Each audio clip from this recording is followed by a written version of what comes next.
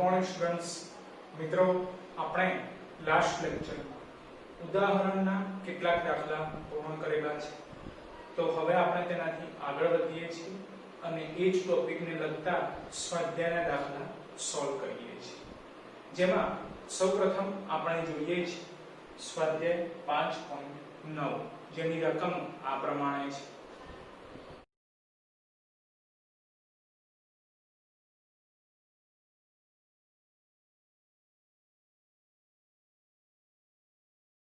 મિત્રો, સ્વાધ્યાયના 9મા દાખલાની રકમમાં તમને આપી દીધેલું છે કે કોઈ એક રોકેટનું દળ 20,000 કિલોગ્રામ જેટલું છે.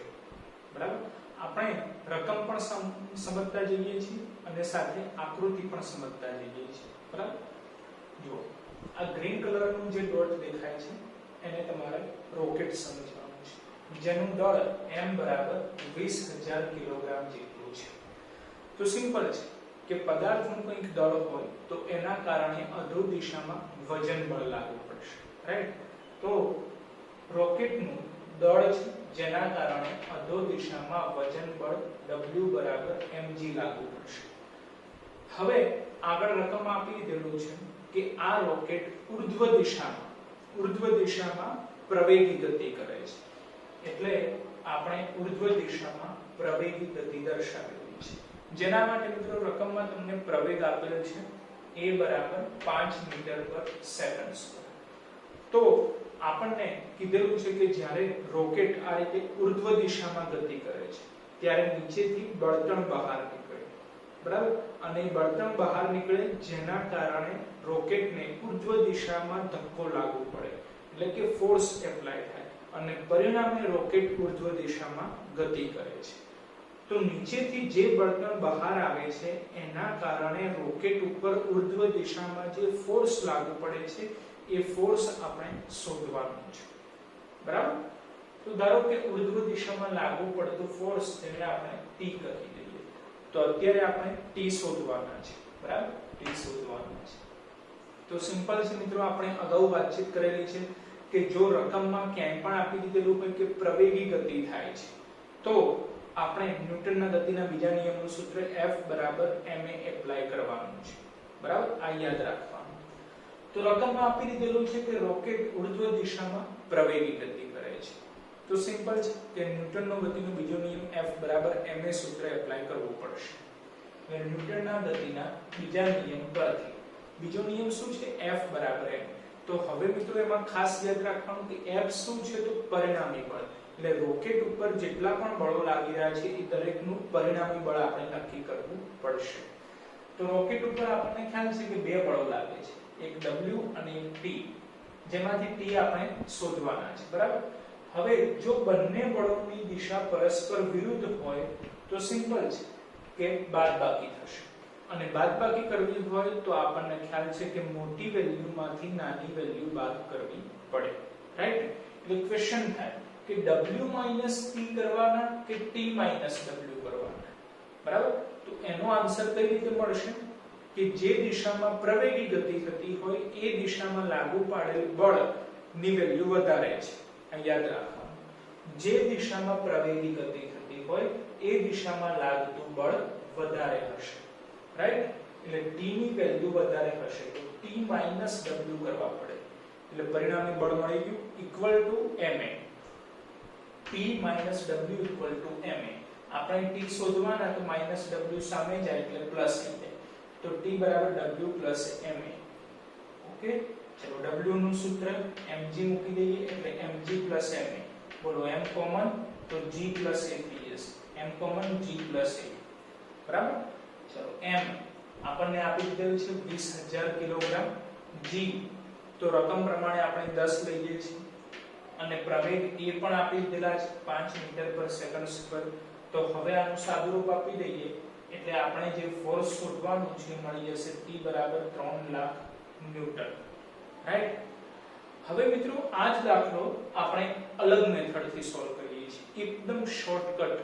રાઈટ, આ ટાઈપના જો MCQ પૂછાય તો બને ત્યાં સુધી શોર્ટકટ ટ્રીક હવે જે હું શીખવાડું છું એનો જ ઉપયોગ કરવો. એક થી બે સ્ટેપમાં તમારો આન્સર આવી જશે. બરાબર, એટલે ટાઈમ બચી જશે. અને એકદમ ઈઝી પણ છે, બરાબર. પણ એના માટે ફક્ત એક સેન્ટેન્સ આપણે યાદ રાખવાનું છે. જે દિશામાં પ્રવેગી ગતિ થાય તેનાથી વિરુદ્ધ દિશામાં આભાસી પ્રવેગ ઉદ્ભવે છે. બસ આ યાદ રાખવાનું છે. આ સેન્ટેન્સ યાદ રાખ્યું તો આ ટાઈપના દાખલા એકદમ ઈઝીલી આપણે સોલ્વ કરી શકીએ છીએ. ફરીથી હું રીડ કરું છું. જે દિશામાં પ્રવેગી ગતિ થાય તેનાથી વિરુદ્ધ દિશામાં આભાસી પ્રવેગ ઉદ્ભવે છે. બરાબર? ઓકે, ખ્યાલ આવી ગયો. હવે આ સેન્ટેન્સ નું એપ્લાય કેવી રીતે કરવાનું છે એ ખાસ સમજીએ. તો એના માટે આજ નવમો જ દાખલો આપણે ફરીથી ગણીએ છીએ અલગ મેથડથી, રાઈટ? એટલે અથવા કરીને આપણે ધ્યાનમાં લઈએ છીએ. બરાબર? હવે પ્રવેગી ગતિ રકમમાં કઈ દિશામાં આપેલી છે? ઉર્ધ્વ દિશામાં.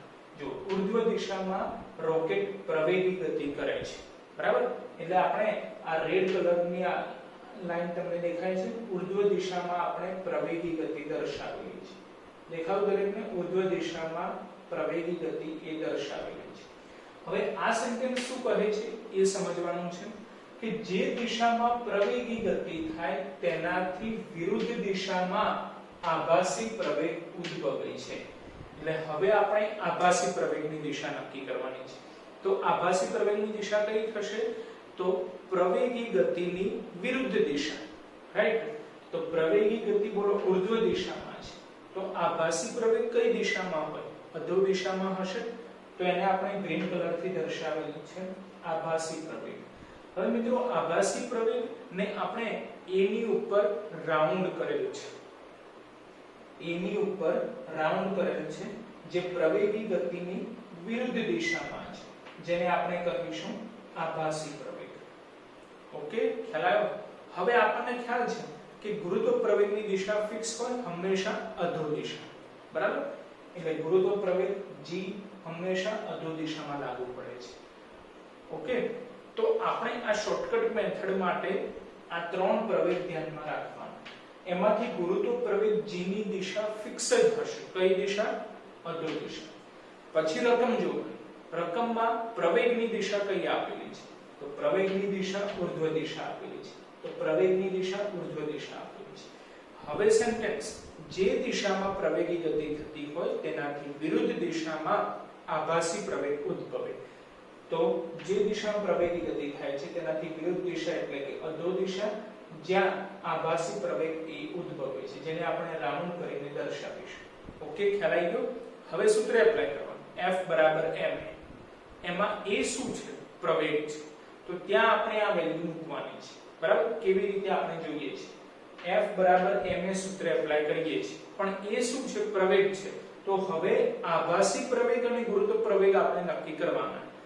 સિમ્પલ છે કે બંને પ્રવેગ છે, આભાસી પ્રવેગ, ગુરુત્વ પ્રવેગ. જો બંને પ્રવેગ સેમ ડિરેક્શનમાં હોય, એક જ દિશામાં, તો શું થશે? એમનો સરવાળો થશે. અને જો બંને પ્રવેગ પરસ્પર વિરુદ્ધ દિશામાં હોય, એક ડાબી તરફ છે એક જમણી તરફ છે, બંને પરસ્પર વિરુદ્ધ દિશામાં હોય, તો સિમ્પલ છે કે બંને પ્રવેગની બાદબાકી કરવી પડશે. અને જો બાદબાકી કરવી હોય તો હંમેશા યાદ રાખવાનું કે ગુરુત્વ પ્રવેગની વેલ્યુ વધારે હોય, એટલે g - a કરીશું અને સરવાળો કરવાનો છે. એટલે કે બંને પ્રવેગ એક જ ડિરેક્શનમાં છે. આ છે ગુરુત્વ પ્રવેગ અને આ છે આભાસી પ્રવેગ. બંને એક જ દિશામાં હોય, એક જ દિશામાં, તો સિમ્પલ સરવાળો જ કરવાનો છે, રાઈટ? તો અત્યારે આપણે ચેક કરીએ છીએ. આભાસી પ્રવેગ અધો દિશામાં, ગુરુત્વ પ્રવેગ પણ અધો દિશામાં, સિમ્પલ g + a કરવા પડે. તો સૂત્ર F બરાબર ma, પણ એની જગ્યાએ શું લખવાનું? g + a, right? m ની વેલ્યુ 20000, g ની વેલ્યુ 10, a ની વેલ્યુ 5. આનું સાદુરૂપ આપો એટલે જે ધક્કો એટલે કે ફોર્સ આપણે શોધવાનો છે મળી 3 લાખ ન્યૂટન. ડન? એકદમ સિમ્પલ છે. તમે જોયું બે સ્ટેપમાં સોલ્યુશન મળી જાય છે. ફક્ત આ સેન્ટેન્સ યાદ રાખવાનું. જે દિશામાં પ્રવેગી ગતિ થાય તેનાથી વિરુદ્ધ દિશામાં આભાસી પ્રવેગ. મિત્રો હવે આપણે જોઈએ છીએ સ્વાધ્યાય 5.13, જેની રકમ આ પ્રમાણે છે.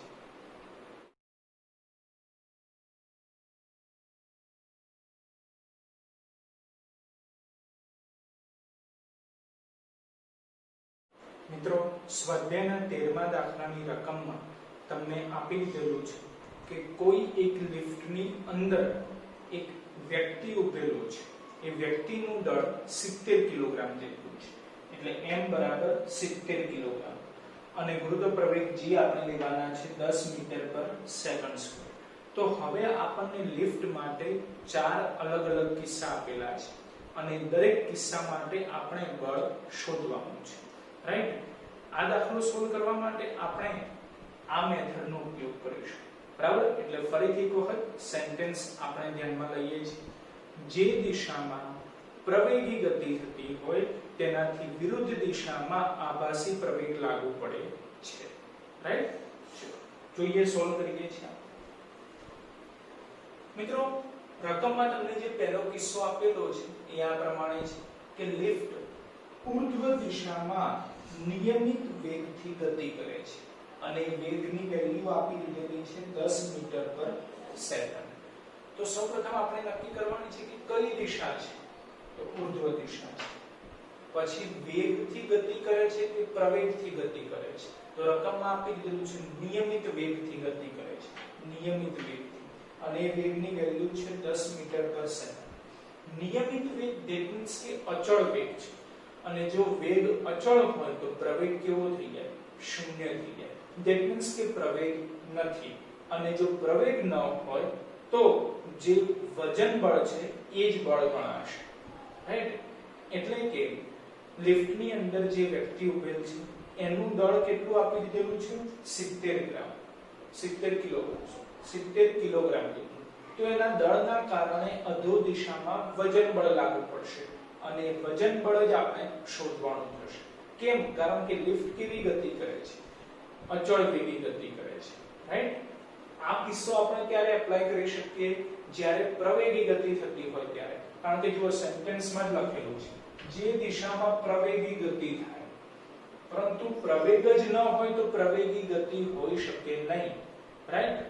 એટલે એ કિસ્સો આપણે વાપરી શકીએ નહીં, બરાબર? અત્યારે શું આપેલું છે? અચળ વેગથી ગતિ થાય છે. અચળ વેગ છે ધેટ મીન્સ પ્રવેગ 0 છે, તો એવા કિસ્સામાં વજન બળ જ આપણે ફાઇન્ડ આઉટ કરવાનું છે, રાઈટ? જો આ વ્યક્તિ છે જેનું દળ m જેટલું છે, જેના કારણે અધો દિશામાં વજન બળ w લાગે છે, અને લિફ્ટ ઉર્ધ્વ દિશામાં અચળ વેગથી ગતિ કરે છે, રાઈટ? તો હવે આપણે આ w શોધવાના છે. તો સિમ્પલ છે, વજન બળ w બરાબર mg, w બરાબર mg, m 70 અને g 10 એટલે કે 700 ન્યૂટન. પહેલો ભાગ પૂરો. ચલો બીજો ભાગ. બીજા ભાગમાં તમને આપી દીધેલું છે કે લિફ્ટ અધો દિશામાં પ્રવેગી ગતિ કરે છે, અને એના માટે પ્રવેગ આપેલ છે 5 મીટર પર સેકન્ડ, બરાબર? હવે કેવી ગતિ થાય છે? અધો દિશામાં ગતિ થાય છે, બરાબર? અને એ ગતિ કેવી છે? તો પ્રવેગી ગતિ છે, અને એના માટે પ્રવેગની વેલ્યુ આપી દીધેલી છે 5 મીટર પર સેકન્ડ. તો જ્યારે પ્રવેગી ગતિ થતી હોય ત્યારે આ સેન્ટેન્સ આપણે વાપરી શકીએ કે જે દિશામાં પ્રવેગી ગતિ થાય છે તેનાથી વિરુદ્ધ દિશામાં આભાસી પ્રવેગ ઉદ્ભવે છે. બોલો, પ્રવેગી ગતિ કઈ દિશામાં છે? પ્રવેગી ગતિ અધો દિશામાં છે. તો જો બાજુની આકૃતિ, પ્રવેગી ગતિ આપણે અધો દિશામાં દર્શાવેલી છે. ગુરુત્વ પ્રવેગ g ની દિશા ફિક્સ છે, અધો દિશા. તો હવે આભાસી પ્રવેગની દિશા નક્કી કરવાની. આભાસી પ્રવેગ કઈ દિશામાં હોય? તો જે દિશામાં પ્રવેગી ગતિ થાય છે તેનાથી વિરુદ્ધ દિશામાં આભાસી પ્રવેગ લાગુ પડે. આપણે આભાસી પ્રવેગને રાઉન્ડ વડે દર્શાવીશું, એટલે a ની ઉપર રાઉન્ડ કરેલો છે જે આભાસી પ્રવેગ છે, જે તમે જોઈ શકો છો કે પ્રવેગ કરતા વિરુદ્ધ દિશામાં છે. બોલો, આભાસી પ્રવેગની દિશા અને ગુરુત્વ પ્રવેગની દિશા બંને દિશા ખ્યાલ આવ્યો, એનો જ ઉપયોગ કરવાનો છે. જો બંને વિરુદ્ધ દિશામાં હોય તો શું સૂત્ર વાપરવાનું? g - a. કેમ? કારણ કે ગુરુત્વ પ્રવેગની વેલ્યુ હંમેશા વધારે હશે, રાઈટ? એટલે g - a, જેના આધારે આપણે બળ શોધી શકીશું. તો F બરાબર m ને સૂત્ર એપ્લાય કરવાનું. m a ની જગ્યાએ શું વાપરવાનું? g - a, g - a. ચલો, m ની વેલ્યુ 70, g ની વેલ્યુ 10, a ની વેલ્યુ 5 આપી દીધેલી છે. સાદું રૂપ આપીએ તો 350 ન્યૂટન. ડાયરેક્ટ બે સ્ટેપમાં દાખલો સોલ્વ થઈ શકે છે, બરાબર? બાકી તમારે આ રીત વાપરવી હોય તો પણ તમે વાપરી શકો છો, બરાબર. પણ બે સ્ટેપ ઘટી જાય અને આ મેથડ આપણને ટેવ પડે, જેના આધારે આપણે MCQ એકદમ ઇઝીલી સોલ્વ કરી શકીએ. એટલે પ્રેક્ટિસ થવી જરૂરી છે, રાઈટ. તો એ પ્રેક્ટિસ થાય એના માટે તમે આ મેથડ દ્વારા પણ દાખલો સોલ્વ કરો તો વાંધો ન આવે, રાઈટ. ત્રીજા પાર્ટમાં તમને આપી દીધું છે કે લિફ્ટ ઉર્ધ્વ દિશામાં પ્રવેગી ગતિ કરે છે, જેના માટે પ્રવેગની વેલ્યુ છે 5 મીટર પર સેકન્ડ સ્ક્વેર. તો હવે લિફ્ટ કઈ દિશામાં ગતિ કરે છે? ઉર્ધ્વ દિશામાં. કેવી ગતિ કરે છે? પ્રવેગી ગતિ, જેના માટે પ્રવેગની વેલ્યુ બરાબર 5 મીટર પર સેકન્ડ સ્ક્વેર. જ્યારે પ્રવેગી ગતિ થતી હોય ત્યારે જ આપણે આ ટેકનિકનો યુઝ કરી શકીએ છીએ, રાઈટ. તો બોલો કઈ દિશામાં પ્રવેગી ગતિ થાય છે? ઉર્ધ્વ દિશામાં. તો જુઓ બાજુની આકૃતિ, ઉર્ધ્વ દિશામાં આપણે પ્રવેગી ગતિ દર્શાવીએ છીએ અને ગુરુત્વ પ્રવેગની દિશા તો ફિક્સ જ હોય, અધો દિશા. તો હવે આપણને ખ્યાલ છે જે દિશામાં પ્રવેગી ગતિ થાય તેનાથી વિરુદ્ધ દિશામાં આભાસી પ્રવેગ ઉદ્ભવે. એટલે જુઓ તો આપણે આભાસી પ્રવેગ અધો દિશામાં દર્શાવેલ છે. ઓકે. હવે આભાસી પ્રવેગ અધો દિશામાં, ગુરુત્વ પ્રવેગ પણ અધો દિશામાં, બંનેની દિશા સરખી હોય તો g + a સૂત્ર વાપરવાનું. એટલે આપણે f શોધવાના છે. તો f બરાબર ma, m as it is, a ની જગ્યાએ g + a. m ની વેલ્યુ 70, g ની વેલ્યુ 10, a ની વેલ્યુ 5, સાદુરૂપ થશે 1050 ન્યૂટન. એટલે બળ f મળી ગયું. ઓકે.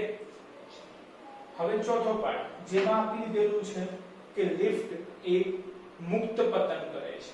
એટલે કે લિફ્ટ આ રીતે હોય તો લિફ્ટની ઉપર એક કેબલ જોઈન્ટ કરેલો હોય છે, બરાબર. એ કેબલ તૂટી જાય છે અને લિફ્ટ અચાનક સપાટાભેર નીચે પછડાય છે. એટલે કે લિફ્ટ મુક્ત પતન કરે છે, બરાબર. તો ત્યારે તેની અંદર ઉભેલ વ્યક્તિ માટે આપણે વજન બળ એટલે કે બળ નક્કી કરવાનું છે. તો મિત્રો યાદ રાખો કે જ્યારે પદાર્થ મુક્ત પતન પામે છે ત્યારે આપણે ત્રીજા ચેપ્ટરમાં ભણી ગયા છીએ એની પદ્ધતિના આધારે આપણે કહી શકીએ કે પ્રવેગ એ જ ગુરુત્વ પ્રવેગ બની જાય છે. પ્રવેગ એ જ ગુરુત્વ પ્રવેગ બને, પણ ક્યારે? જ્યારે પદાર્થ મુક્ત પતન પામે ત્યારે, રાઈટ. તો મુક્ત પતન છે એટલે પણ અધો દિશા તો થશે જ. એટલે લિફ્ટ અધો દિશામાં ગતિ કરે છે પણ મુક્ત પતન કરે છે. ધેટ મીન્સ કે પ્રવેગ એ જ ગુરુત્વ પ્રવેગ બનશે, a = g, બરાબર. તો હવે મુક્ત પતન પામે છે તો સિમ્પલ છે. બોલો એ પ્રવેગી ગતિ કરશે કે અચળ વેગથી ગતિ કરશે? તો સિમ્પલ છે, પ્રવેગી ગતિ કરશે. કેમ? કારણ કે પદાર્થ જેમ જેમ ઉપરથી નીચે જતો જશે શું એનો વેગ ફિક્સ રહેશે? અચળ વેગ રહેશે? ના, વેગ બદલાતો રહેશે. જેમ જેમ પદાર્થ નીચે તરફ આવશે એમ એનો વેગ બદલાતો રહેશે. વેગ બદલાય છે માટે પ્રવેગ ઉદ્ભવશે. એટલે કે કેવી ગતિ કરે છે? પ્રવેગી ગતિ કરે છે. અને પ્રવેગી ગતિ થતી હોય તો આપણે આ ટેકનિક વાપરી શકીએ. ઓકે. તો પ્રવેગી ગતિની દિશા કઈ થશે? અધો દિશા, કારણ કે લિફ્ટ મુક્ત પતન કરે છે. તો પ્રવેગી ગતિની દિશા કઈ થઈ? અધો દિશા. તો જો આપણે અધો દિશામાં પ્રવેગી ગતિ દર્શાવેલી છે અને ગુરુત્વ પ્રવેગની દિશા તો અધો દિશા ફિક્સ જ છે. હવે આભાસી પ્રવેગ, તો જે દિશામાં પ્રવેગી ગતિ થાય તેનાથી વિરુદ્ધ દિશામાં આભાસી પ્રવેગ ઉદ્ભવે. એટલે આપણે આભાસી પ્રવેગ ઉર્ધ્વ દિશામાં દર્શાવેલ છે. હવે આભાસી પ્રવેગ ઉર્ધ્વ દિશામાં, ગુરુત્વ પ્રવેગ અધો દિશામાં. બંનેની દિશા પરસ્પર વિરુદ્ધ છે માટે સૂત્ર વાપરવાનું g - a. ઓકે. ચલો f બરાબર ma, m as it is, a ની જગ્યાએ g - a. પરંતુ a પ્રવેગની વેલ્યુ કેટલી લેવાની? તો પ્રવેગની વેલ્યુ g જેટલી જ લેવાની, ગુરુત્વ પ્રવેગ જેટલી જ. કેમ? કારણ કે લિફ્ટ મુક્ત પતન કરે છે. પદાર્થ મુક્ત પતન પામે તો પ્રવેગ બની જાય ગુરુત્વ પ્રવેગ. ઓકે. એટલે પ્રવેગની જગ્યાએ આપણે ગુરુત્વ પ્રવેગ g લખી દઈએ છીએ. બોલો g - g 0 થઈ જાય તો આન્સર કેવો થઈ જાય? 0 થઈ જાય. એટલે એવા સમયે બળ F આપણને 0 મળશે, બરાબર. જ્યારે લિફ્ટનો કેબલ તૂટી જાય અને લિફ્ટ અચાનક સપાટાભેર નીચે પછડાય ત્યારે તેની અંદર રહેલ વ્યક્તિનું બળ આપણે માપી શકીએ નહીં, રાઈટ. જેના કારણે આન્સર કેવો આવે? 0 આવે, જે પ્રેક્ટિકલી પણ આપણે સમજી શકીએ છીએ. ઓકે મિત્રો, હવે આપણે જોઈએ છીએ સ્વાધ્યાય 5.15 જેની રકમ આ પ્રમાણે છે.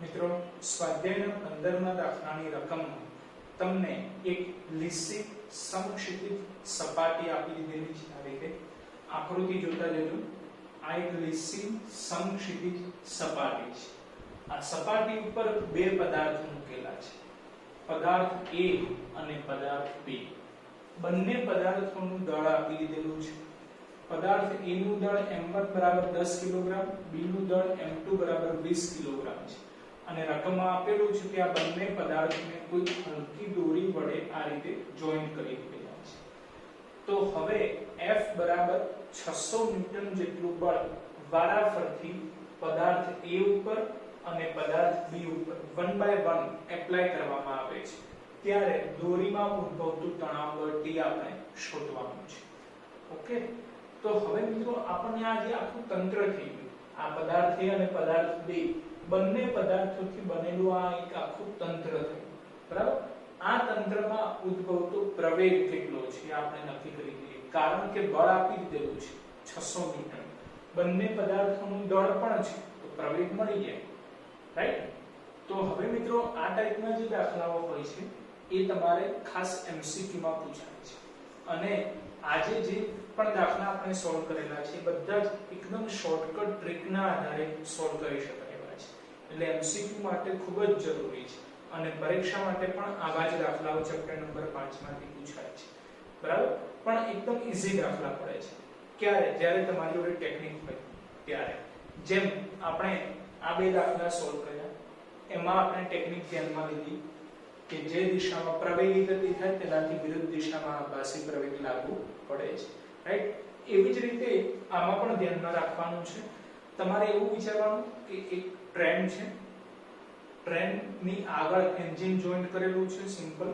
અને પાછળની તરફ બધા જ એના ડબ્બા જોઈન્ટ કરેલા છે બરાબર તો એન્જિન શું કરે છે કે પાછળના બધા જ ડબ્બાઓને આગળની તરફ લઈ જાય છે રાઈટ ધેટ મીન્સ કે જ્યારે પણ ટ્રેન આગળની તરફ ગતિ કરે છે ત્યારે તેની ઉપર બળ એપ્લાય થાય છે એન્જિન ઉપર બળ એપ્લાય થાય છે અને એ પાછળના દરેક ડબ્બાઓને આગળની તરફ ગતિ કરાવે છે બસ એ જ પદ્ધતિ આપણે ધ્યાનમાં રાખવાની છે તો હવે આપણે આ આખા તંત્રનો કુલ પ્રવેગ શોધી કાઢીએ બરાબર તંત્રનો કુલ પ્રવેગ A બરાબર સૂત્ર થાય F/m પણ m એટલે કે દળ છે તો જેટલા પણ પદાર્થો દોરી વડે જોઈન્ટ કરેલા છે એ દરેક પદાર્થોનો સરવાળો કરી દેવાનો સિમ્પલ અત્યારે બે બ્લોક આપી દીધેલા છે m1 અને m2 તેનો સરવાળો m1 m2 જો કદાચ ત્રીજું બ્લોક પણ આપી દીધેલું હોય એનું દળ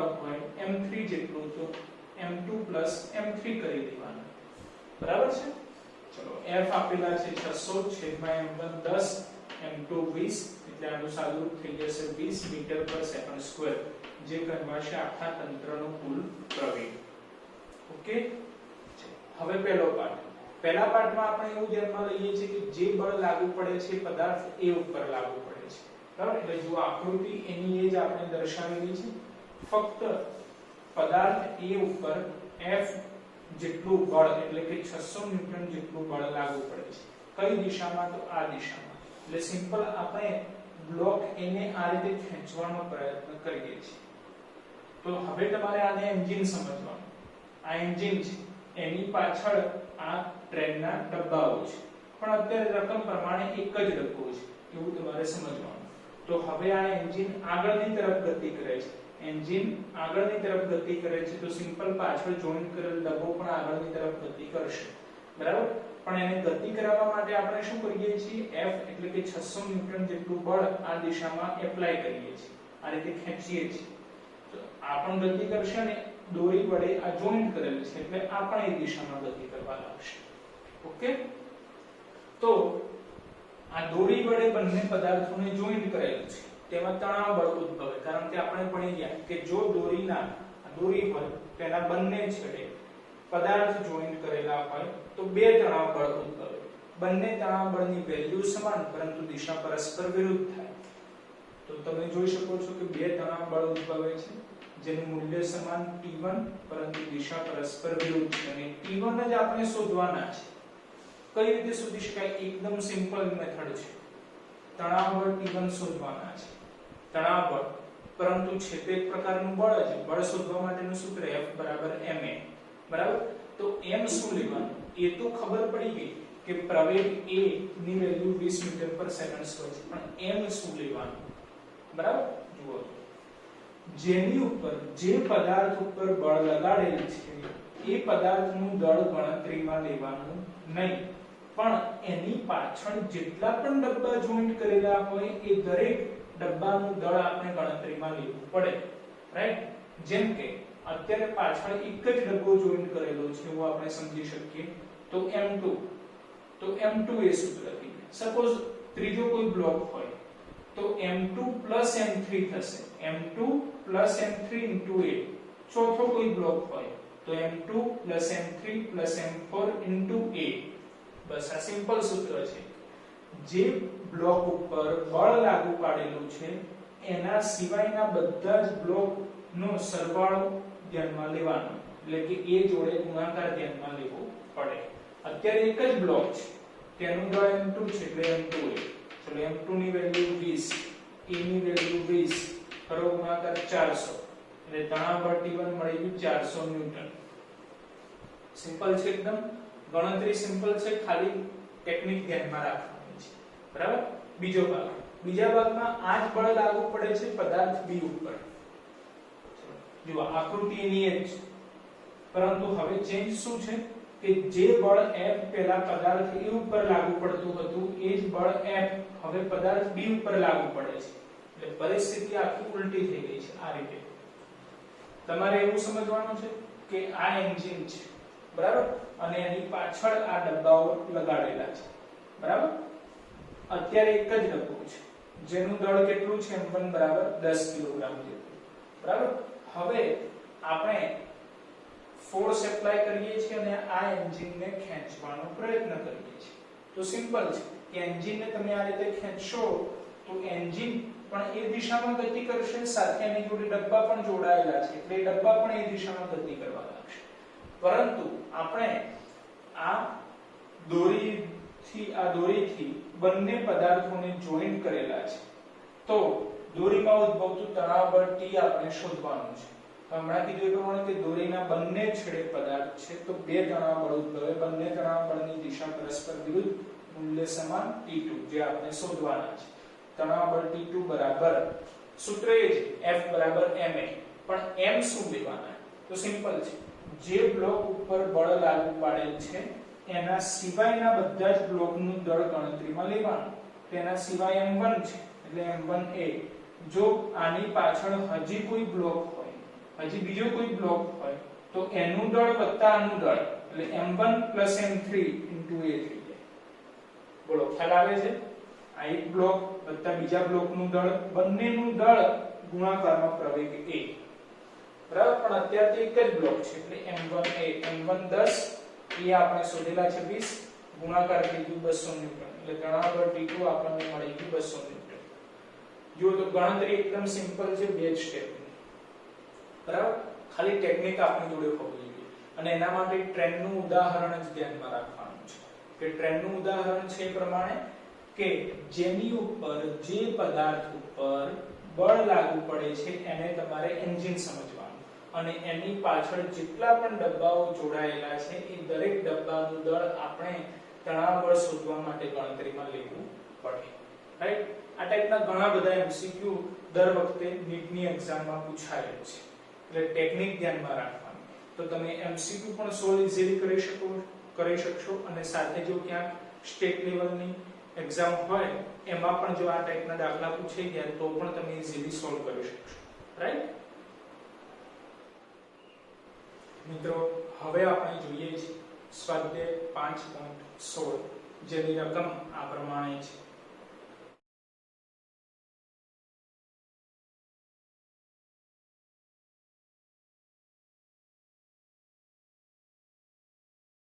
મિત્રો સ્વાધ્યાયના 16મા દાખલાની રકમમાં જે પરિસ્થિતિ આપી દીધેલી છે એને આપણે કૃતિ દ્વારા સમજવાનો પ્રયત્ન કરીએ છીએ. રકમમાં આપેલું છે કે ગરગડી પરથી કોઈ દોરી પસાર કરેલી છે અને દોરીના બંને છેડે કોઈ પદાર્થ બાંધેલો છે. પદાર્થનું દળ અનુક્રમે 8 કિલોગ્રામ અને 12 કિલોગ્રામ છે. તો એ પરિસ્થિતિ આપણે આકૃતિમાં ધ્યાનમાં લઈ લઈએ છીએ. જો આ કોઈ એક ગરગડી છે, ગરગડી પરથી આ ડાબી તરફ દોરી પસાર કરેલી છે અને એ જ દોરી ગરગડી પરથી પસાર થઈને જમણી તરફ પણ છે. રાઈટ? દોરી એક જ છે ગરગડી પરથી પસાર થતી. ડાબી તરફ જે છેડો છે ત્યાં 8 કિલોગ્રામ દળ ધરાવતો પદાર્થ લટકાવેલો છે, જેને આપણે m1 કહી દઈએ, અને જમણી તરફનો જે છેડો છે ત્યાં 12 કિલોગ્રામ દળ ધરાવતો પદાર્થ લટકાવેલો છે, જેને આપણે m2 કહી દઈએ. રાઈટ? તો આપણને કીધેલું છે કે તંત્રમાંનો પ્રવેગ અને તણાવ બળ શોધવાનું છે. સૌપ્રથમ પ્રવેગ અને તણાવ બળ કેવી રીતે ઉદ્ભવે એ આપણે ધ્યાનમાં લઈએ. તો સિમ્પલ આપણને ખ્યાલ છે કે પદાર્થનું કંઈક દળ હોય તો એના કારણે અધો દિશામાં વજન બળ લાગુ પડે. રાઈટ? તો સૌપ્રથમ આપણે બંને પદાર્થો માટે વજન બળ ફાઇન્ડ આઉટ કરી દઈએ. જેમ કે આનું દળ 8 કિલોગ્રામ છે, જેના કારણે અધો દિશામાં વજન બળ W લાગુ પડશે. W mg, m છે 8 અને g છે 10, જેના કારણે વજન બળ W મળશે 80 ન્યૂટન. બરાબર? હવે આના માટે વજન બળ W શોધી કાઢીએ. W mg, m કેટલા છે તો 12 કિલોગ્રામ અને g વિરુદ્ધ પ્રવેગ 10, એટલે 12 × 10 એટલે કે વજન બળ મળશે 120 ન્યૂટન.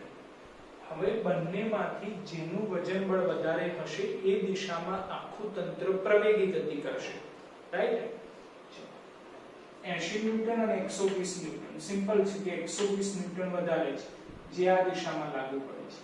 તો આખું તંત્ર આ રીતે ગતિ કરશે, પ્રવેગી ગતિ, જે તમે રેડ કલરથી જોઈ શકો છો. એ દિશામાં પ્રવેગી ગતિ થશે. એટલે કે આ 12 કિલોગ્રામ દળ ધરાવતો પદાર્થ સેજ નીચે આવતો જશે, કારણ કે એનું વજન બળ વધારે છે. સાથે 8 કિલોગ્રામ દળ ધરાવતો પદાર્થ સેજ ઉપર જતો જશે, બરાબર? કારણ કે આખું તંત્ર આ દિશામાં પ્રવેગી ગતિ કરે છે. તો એ પ્રવેગ આપણે શોધવાનો છે. રાઈટ? અને તણાવ બળ તો સિમ્પલ છે કે ગરગડી ઉપરથી આખી એક જ દોરી પસાર કરેલી છે, પરંતુ દોરીના બંને છેડે પદાર્થ છે. તો જો દોરીના બંને છેડે પદાર્થ હોય તો દોરીમાં બે તણાવ બળ ઉદ્ભવે. બંને તણાવ બળનું મૂલ્ય સમાન, દિશા પરસ્પર વિરુદ્ધ. તો બંને તણાવ બળ આપણે દર્શાવેલા છે, જેનું મૂલ્ય સમાન છે T, અને દિશા તમે જોઈ શકો છો પરસ્પર વિરુદ્ધ છે. તે તણાવ બળ T પણ આપણે શોધવાના છે. બરાબર? તો હવે તંત્ર આખું પ્રવેગી ગતિ કરે છે. તો જ્યારે પણ પ્રવેગી ગતિ થતી હોય ત્યારે ન્યૂટનનો ગતિનો બીજો નિયમ એપ્લાય કરવાનો. F ma. બોલો F શું છે? પરિણામી બળ. તો આને આપણે 1 નંબર આપી દઈએ છીએ અને આને આપણે 2 નંબર આપી દઈએ છીએ. બરાબર? તો પહેલા પદાર્થ માટે એટલે કે 1 નંબર માટે આપણે પરિણામી બળ શોધવાનું છે. 8 કિલોગ્રામ દળ ધરાવતા પદાર્થ ઉપર પરિણામી બળ શોધવાનું છે. તો બે જ બળો લાગી રહ્યા છે. ઉર્ધ્વ દિશામાં તણાવ બળ, અધો દિશામાં વજન બળ. બરાબર? બંને બળોની દિશા તમે જોઈ શકો છો. આકૃતિ ધ્યાનથી જોજો તો જ ખ્યાલ આવશે. બંને બળોની દિશા કેવી છે? પરસ્પર વિરુદ્ધ છે. તો સિમ્પલ છે, બાદબાકી કરવી પડે. બાદબાકી કરવી હોય તો મોટું બળ નક્કી કરવું પડે. એટલે કે W - T કરવા કે T - W. બોલો કેવી રીતે નક્કી થાય? તો સિમ્પલ આપણને ખ્યાલ છે, જે દિશામાં પ્રવેગી ગતિ થતી હોય એ દિશામાં લાગુ પાડેલ બળ વધારે હોય. તો પ્રવેગી ગતિ આ દિશામાં થાય છે, તમે જોઈ શકો છો આ દિશામાં થાય છે. તો એ દિશામાં લાગુ પાડેલ બળ વધારે હશે, એટલે કે T વધારે છે અને W ઓછા છે. તો T - W કરવા પડે. તો પહેલા માટે એટલે કે 8 કિલોગ્રામ માટે T - W = ma, પણ m ની જગ્યાએ આપણે m1 લખી દીધું છે. ઓકે? ચલો T પછી W. બોલો પહેલા માટે W કેટલા છે? 80 બરાબર m1 કેટલા છે? તો 8. એ સમીકરણ 1. સમીકરણ 1 મળી ગયું. સેમ જ રીતે સમીકરણ 2 ધ્યાનમાં લઈએ. એટલે હવે 2 નંબર આના માટે ધ્યાનમાં લેવાનું છે. તો F બરાબર ma. F શું છે? પરિણામી બળ. કેવી રીતે મળે? તો 12 કિલોગ્રામ દળ ધરાવતા પદાર્થ ઉપર લાગુ પાડેલ પરિણામી બળ આપણે ધ્યાનમાં લેવાનું. તો બે જ બળો લાગુ પડે છે, તણાવ બળ T અને વજન બળ W. બંનેની દિશા તમે જોઈ શકો છો પરસ્પર વિરુદ્ધ છે. વિરુદ્ધ દિશા હોય તો ક્વેશ્ચન થાય કે W - T કરવાના કે T - W. બોલો કેવી રીતે નક્કી થાય? જે દિશામાં પ્રવેગી ગતિ થાય એના આધારે નક્કી થાય કે જે દિશામાં પ્રવેગી ગતિ થાય છે એ દિશામાં લાગુ પાડેલ બળ વધારે હોય. જે દિશામાં પ્રવેગી ગતિ થાય છે એ દિશામાં લાગતું બળ વધારે હશે એટલે કે w વધારે હશે તો w - t કરવા પડે તો w - t = ma w - t = ma પણ m ની જગ્યાએ m2 લખ્યું છે તો w આપણે શોધેલા છે 120 - t = 12a સમીકરણ 2 તમે જુઓ તો બે સમીકરણ મળી ગયા આપણને સમીકરણ 1 સમીકરણ 2 બંને સમીકરણોને કોઈ બી રીતે ઉકેલી શકીએ આપણે અગાઉના સ્ટાન્ડર્ડમાં આપણે સમીકરણો ઉકેલવાની ઘણી બધી રીત ભણી ગયા છે આપણે ઈઝી રીત ધ્યાનમાં લઈએ છીએ લોગની રીત બરાબર સમીકરણ 1 અને 2 પરથી t - 80 = 8 t - 80 = 8 t ની નીચે t લખીએ છીએ એટલે -t + 120 -t + 120 = 12a તો +t - t કેન્સલ બોલો 120 માંથી 80 જાય તો 40 બોલો 12 + 8 20a એ શોધવાના 20 છેદમાં આવે 40 / 20 એટલે કે પ્રવેગી મળી ગયા 2 મીટર/સેકન્ડ જો ગણતરી એકદમ ઈઝી છે દરેક દાખલાની પણ ક્યારે જ્યારે આકૃતિ કમ્પ્લીટ મગજમાં હોય ત્યારે બરાબર ચલો પ્રવેગ મળી ગયું તો સિમ્પલ હવે પ્રવેગની વેલ્યુ સમીકરણ 1 અથવા 2 માં મૂકીને તણાવ બળ શોધવાનું બરાબર સમીકરણ 1 ધ્યાનમાં લઈએ છીએ ચલો t શોધવાનું તો -80 સામે જાય એટલે પ્લસ ઓકે 8a 8m9 અને a ની વેલ્યુ 2 બોલો 8 * 16 + 80 એટલે કે 96 ન્યૂટન એટલે તણાવ બળ T આપણને મળી ગયું 96 ન્યૂટન તો મિત્રો આપણે બે વેલ્યુ શોધવાની હતી પ્રવેગ અને તણાવ બળ બંનેની વેલ્યુ આપણને મળી ગઈ બરાબર